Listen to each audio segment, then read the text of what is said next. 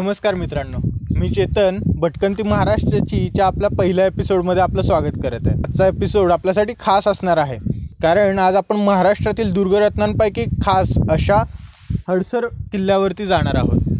दुर्गभ्रमंती करत असताना आपण या किल्ल्याचा इतिहासही जाणून घेणार आहोत।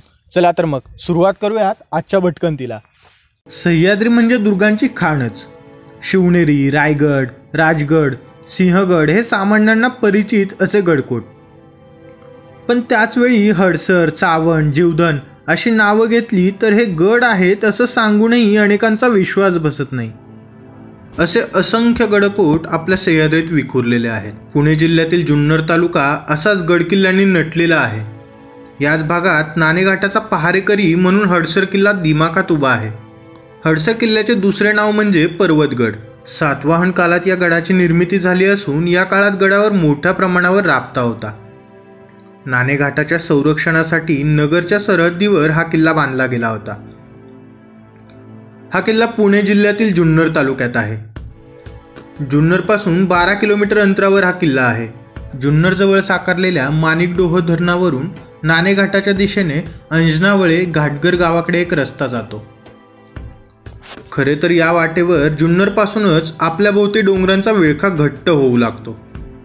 मार्गातील माणिकडोह धरण ओलांडले की एका बाजूला धरणाचे निळेशार पाणी आणि दुसऱ्या बाजूला उंच डोंगररांगा, यामधून होणारा हा प्रवास वेगळ्याच जगात घेऊन जातो।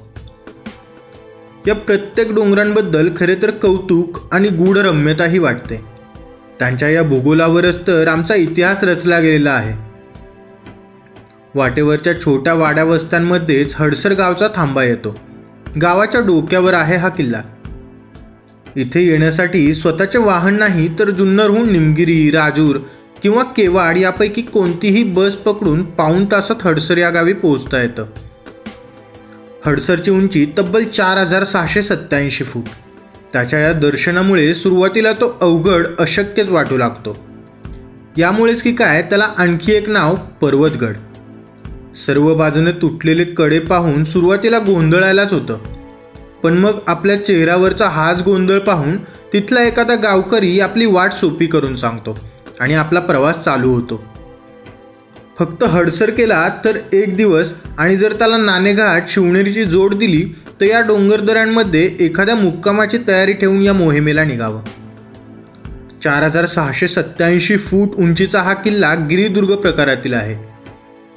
नाणेघाट डोंगर रांगेतील हा किल्ला ट्रेकर्सच्या दृष्टीने मध्यम समजला जातो। या किल्ल्यावर जाण्यासाठी प्रामुख्याने 2 मार्ग आहेत। यापैकी एक वाट राज दरवाजाची असून दुसरी वाट गावकऱ्यांनी त्यांच्या सोयीसाठी दगडात पायऱ्या करून बांधून काढलेल्या आहे। कोणत्याही वाटेने गडावर पोहोचण्यासाठी हडसर या गावी जावे लागते। हडसर या गावातून वर डोंगरावर जाताना एक विहीर लागते। येथून थोडे अंतर पार केल्यावर डावीकडे पठारावर चालत जावे। या पठारावरील वातावरण अत्यंत शांतताप्रिय आहे।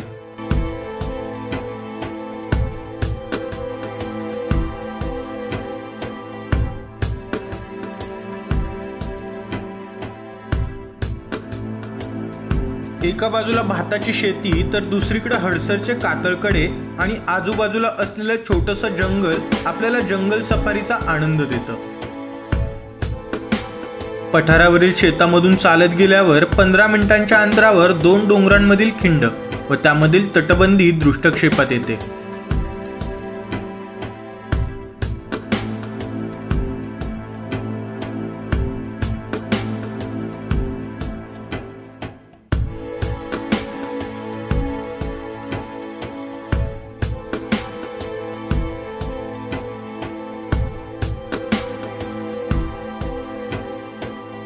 खिंड समोर ठेवून चालत गेल्यावर अर्ध्या तासात आपण बुरुजापाशी येऊन पोहोचतो।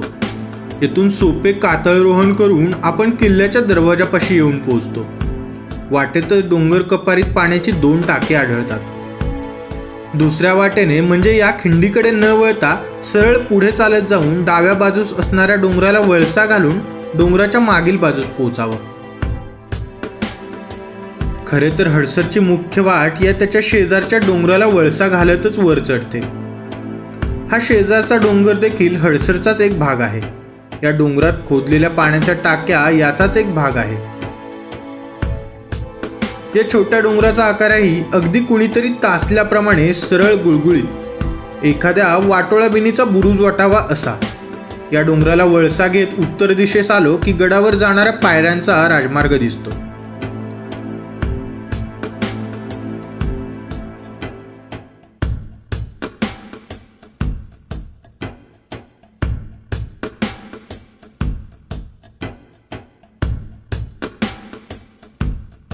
येथून 100 ते 150 पायऱ्या चढून गेल्यावर आपण खिंडीतील मुख्य दरवाजापाशी पोहोचतो. ही राज दरवाजाची वाट असून अत्यंत सोपी आहे.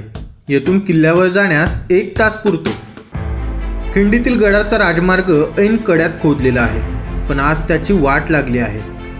गडाच्या या वाटा दुर्गम करण्याचे पहिले श्रेय जाते ते इंग्रजांना, ते त्यांच्या राज्य वाचवण्याच्या भूमिकेतून, तर दुसरं श्रेय जातं ते आमच्याच मायबाप सरकारला, ते त्यांचे स्वराज्य विस्मरणात घालवण्याच्या पराक्रमातून.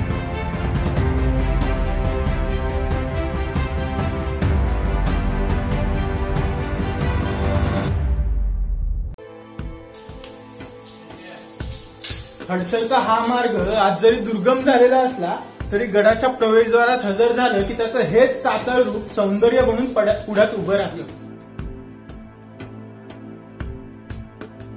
हडसर किल्ल्याची प्रवेशद्वार म्हणजे स्थापत्यशास्त्राचा एक नमुनाच आहे. बोगदे वजा प्रवेश मार्गावरची दरवाजाची दुक्कलं, नळीत खोदलेल्या पायऱ्या आणि गोमुखी रचना असलेली प्रवेशद्वार पाहणं म्हणजे दुर्गशास्त्रातील एक वेगळेच दुर्गवैशिष्ट्य ठरतं. मूळच्या कातळातच पायऱ्या खोदून तयार केलेला मार्ग, त्याला कातळाचेच पुन्हा कठडे, पुढे या कातळातून खोदून काढलेली 2 अत्यंत रेखीव प्रवेशद्वार, त्यावरच्या त्याच्या लयबद्ध कमानी, भोवतीचे बुरुज, आतमधील चौकीदारांच्या खोल्या उर्फ अलंगा. खोदकामातील ही सारी कला पाहताना एखाद्या लेण्यातून फिरल्याचाच भास होऊ लागतो. महाराष्ट्रातील दुर्गसंपदेचा अभ्यास करायचं ठरवलं तर हडसरच्या या प्रवेशद्वारांची दखल घ्यावीच लागेल. कोणी केलं हे सारं? त्याचं उत्तर शोधण्यासाठी तब्बल 2000 वर्ष मागं 7 वाहनांच्या काळात जावं लागेल. हडसर ही त्यांचीच निर्मिती. 7 वाहनांची बाजारपेठ जुन्नर. तर या बाजारपेठेसाठी या राजवटीतच नाणेघाट या व्यापारी मार्गाची निर्मिती करण्यात आली. या व्यापारी मार्गाच्या संरक्षणासाठी जीवधन, चावंड, हडसर, शिवनेरी या किल्ल्यांची निर्मिती करण्यात आली. 7 वाहन यादव यांचे राज्य गडावर नांदले. पण त्यानंतर पारतंत्र्यात विस्मरणात गेलेला हा गड एकदम चर्चेत आला तो थेट इसवी सन 1637 मध्ये. ज्या 5 किल्ल्यांच्या मदतीने शहाजीराजांनी स्वराज्य स्थापनेचा प्रयत्न केला त्यामध्ये या हडसरचा समावेश होतो. शिवकालाबद्दल हा गड फारसा बोलत नाही. गडाचा हा सारा इतिहास आठवतच आतमध्ये शिरावं. दुसऱ्या दरवाजातून वरती आल्यावर समोरच पाण्याचे टाके आहेत. यातील पाणी पिण्यास योग्य आहे. गडावर सर्वत्र फक्त माजलेलं गवतच दिसतं. या गवतामधूनच हिंडताना मग किल्लेदाराचा वाडा, शिबंदीची घरटी, मंदिरे, पाण्याची तळी असे एक एक दिसू लागते.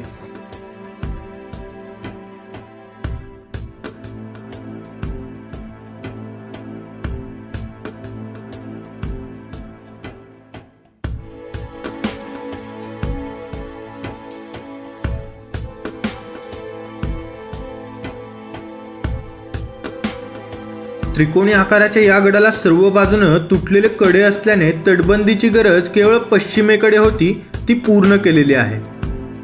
पावसाळा आला की सारा गड हिरवाईने माखून जातो.